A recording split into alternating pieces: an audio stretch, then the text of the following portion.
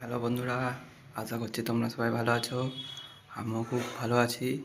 তো চলে এসেছি আর একটা নতুন ব্লগ নিয়ে। তো আজকে আমি তোমাদের সাথে শেয়ার করব আমি সারাদিনে কি খাই। তাহলে ঘুম থেকে উঠে প্রথমে এই যে ছোলা আছে, ছোলা আর এদিকে কলা আছে, কলা কলা খাই।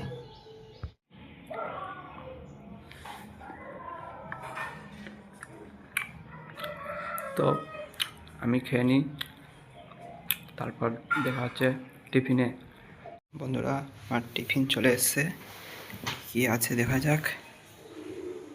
এই যে আমার টিফিন: ছোলা আলু সিদ্ধ, গাজর, টমেটো, তারপর মটরশুঁটি।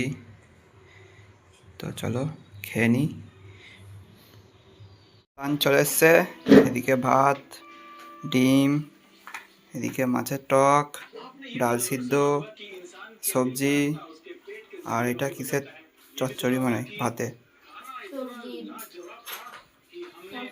এইটা আমার লাঞ্চ। চলো লাঞ্চ করে নিই। খাবার রেডি হয়ে গেছে, দেখা যাক কি রান্না করছে মা। এদিকে রুটি আছে,